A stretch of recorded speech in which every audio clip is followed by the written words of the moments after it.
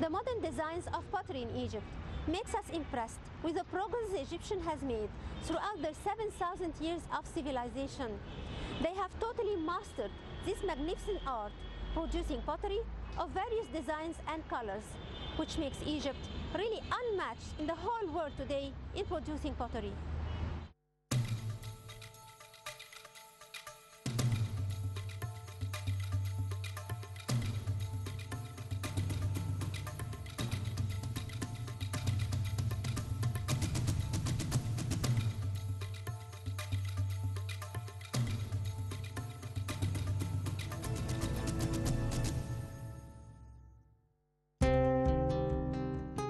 The historical sources of the ancient Egyptian history are known and validated, like the recordings of Maniton el-Samannudi and Karnak List, and the writings of Herodotus and the papyri and others. But no doubt, pottery has played an important, undeniable role in dating the timings of the monumental sites accurately. For the handmade manufacturing of pottery varied in all of its aspects from one time zone to another, starting from the dawn of history and stretching to almost the end of the ancient civilization.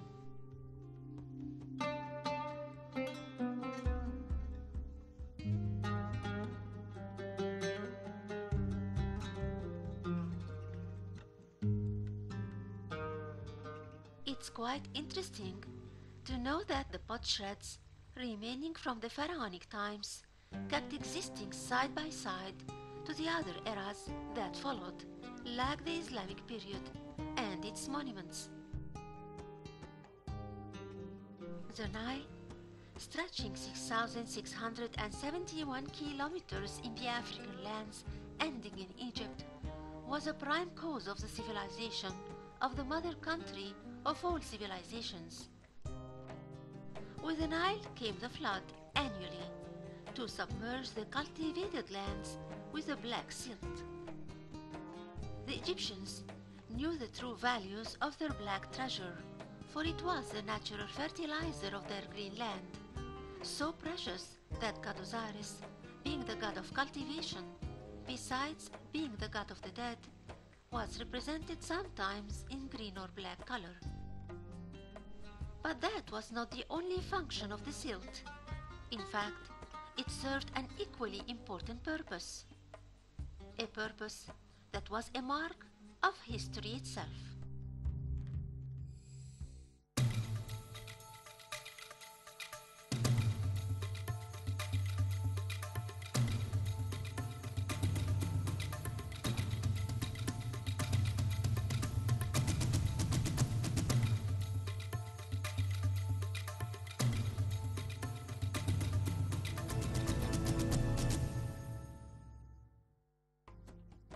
The Egyptians knew the effect of fire on silt or mud and started making simple daily use objects out of it, especially water pots and plates of all sizes and shapes. The potterer became a very important worker in the society, for his job included a lot of art as well as long hours of hard work on the pottery wheel.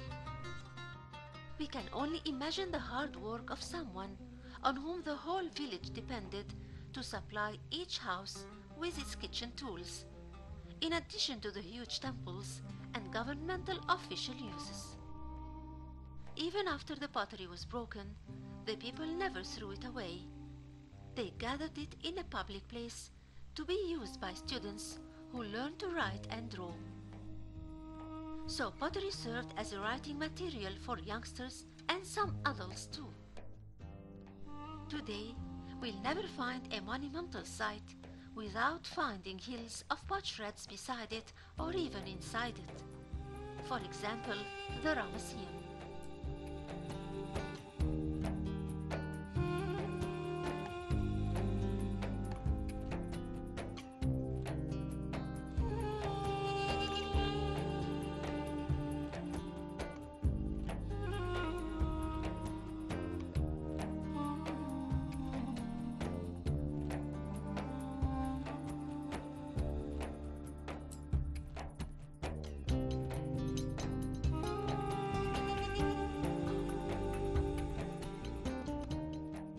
Ramesseum is composed of a complex of buildings, starting with the facade of the temple, then the open court, which has colossal statues of King Ramesses II cut out of the same stones of the pillars. The court is followed by halls that has columns too, and vestibules, leading all to the most important chamber in the temple, which is the sanctuary. But the temple has more constructions that are truly impressive and rare.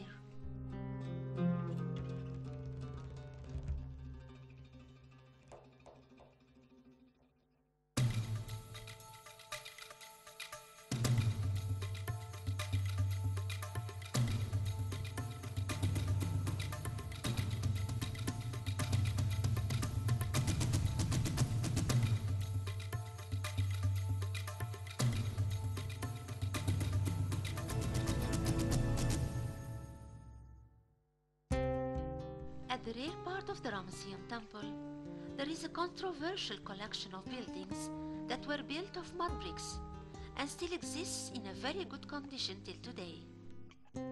These buildings are storage open-air vaulted shapes constructions.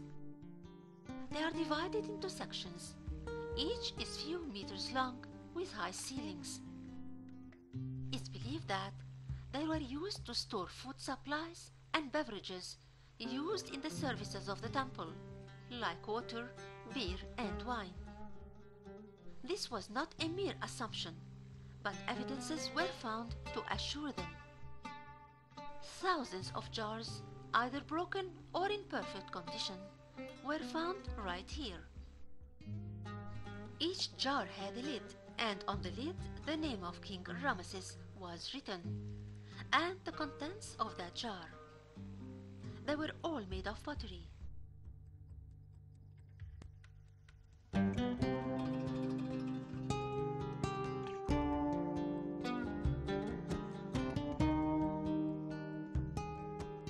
Habbo Temple is a mortuary temple of King Ramesses III in the West Bank in Luxor.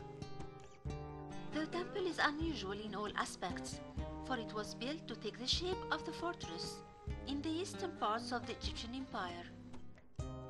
Next to the temple, there is a royal settlement of the king, his palace, and the servants' quarters, and the women quarters, and the animal sheds, and most of all, the warehouses.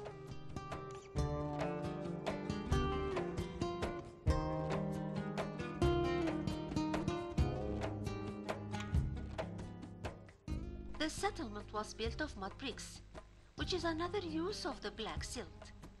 As for the contents of the warehouses, they were basically jars made of pottery, containing water and wine and beer.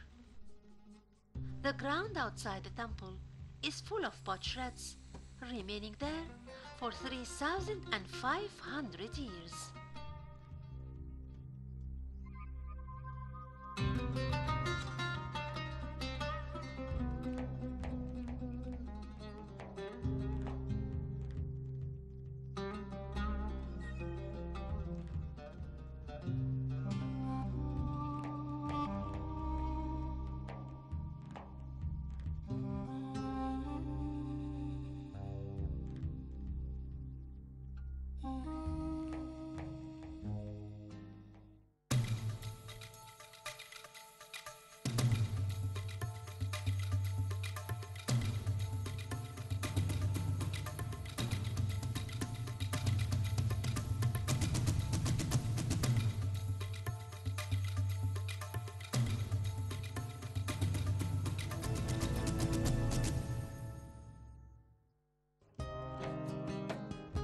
Elminia Governorate enjoys a second-grade position after Luxor in the collection of monuments. Included in this variety is a Greek-Roman collection. El Ashmonain is an important city in Elminia, as it includes ancient Egyptian monuments as well as Greek-Roman ones. There is a palace called the Basilica. It was a market and a temple with columns that still stands till today. The most interesting part is water pipes of the draining system of the city. They run in long complicated lines and show a genius design and a very progressed system, but most of all, a great use of the Egyptian pottery.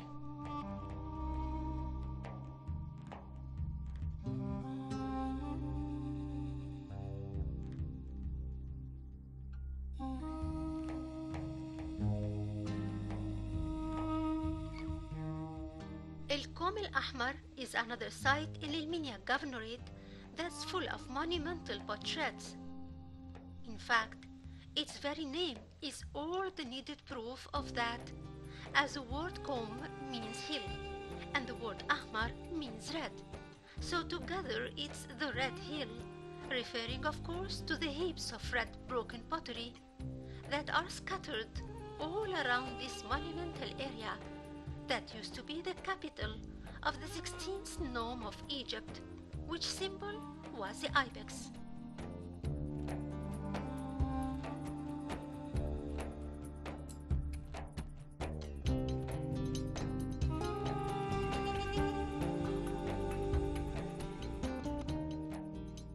This area includes a huge collection of precious buildings, starting with the pyramid that belongs to the third dynasty of the Old Kingdom, meaning that it's older than the Great Pyramid of Cheops.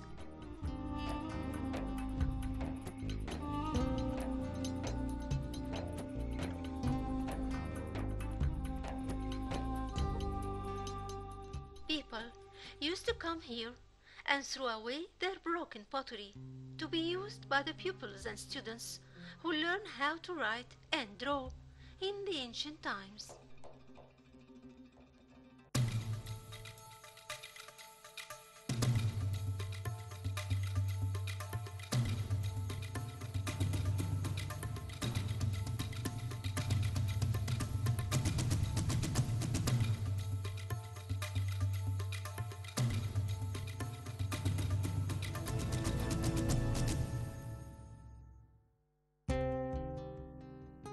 The modern Egyptians have taken after their ancient ancestors all the secrets of manufacturing fine pottery. Moreover, they are still using the same methods and following their steps all the way. We've been to one of the workshops to show the hard job of the potterer and his assistant. It starts with the assistant cutting a piece of Egyptian mud that comes all the way from Aswan, 1,000 kilometers away. He measures it carefully on a balance, as each piece of pottery requires an accurate amount of mud. He hits it hard to soften it, then delivers it to the potterer.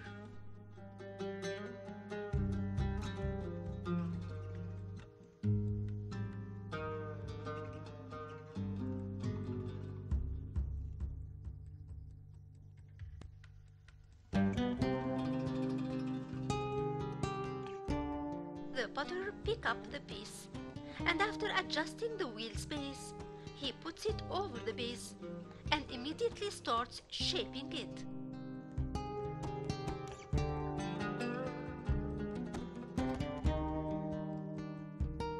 In this case, he's making a tajin or a baking tray.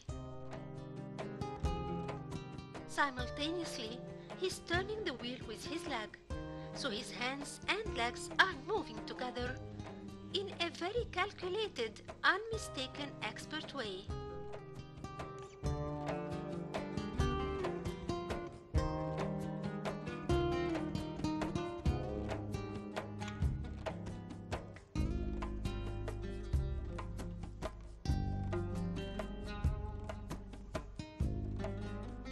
It may look easy, but believe me, it can't be more difficult.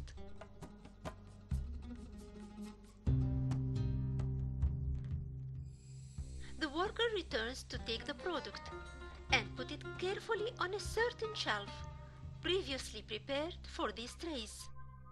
They need to dry out completely before being placed in the oven.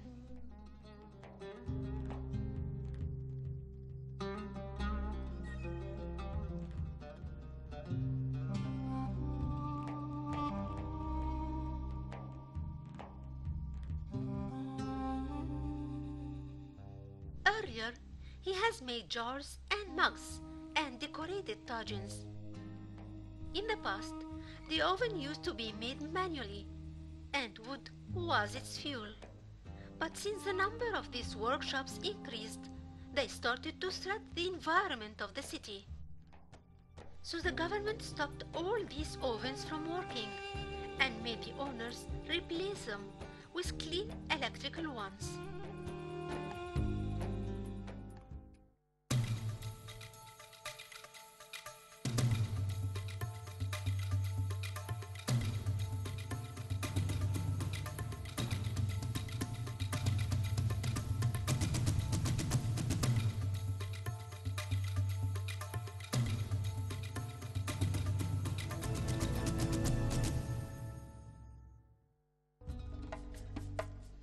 Now, many pieces have to wait until the number of pottery to be placed inside the oven is complete and the oven is full, which is an economical approach to the production.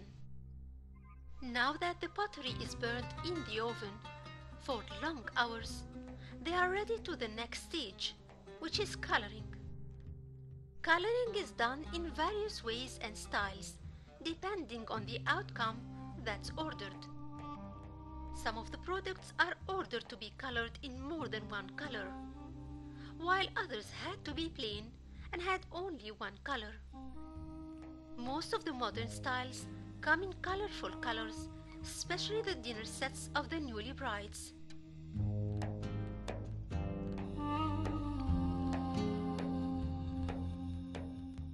They like the colored cups and mugs and coffee sets, which come in all bright colors like red, green, blue, yellow, and purple. Others like the one-color plates, either matte or shiny. In all cases, all the colors are safe for use and contain no toxic artificial substances. As for the traditional pieces of pottery, they are wearing new outfits or appearances. The details are colorful with cheerful colors. They are both practical and efficient and presentable on dinner tables. There are also many decorative items made of pottery to be placed either inside or outside in the outdoors, like gardens. The City of the Potterers is located right in front of the Museum of Civilization and is built by the government to contain and encourage the hard-made industry of pottery, as the Egyptian pottery is categorized as the most ancient and the best in the world, and has never and will never be challenged in its quality and designs.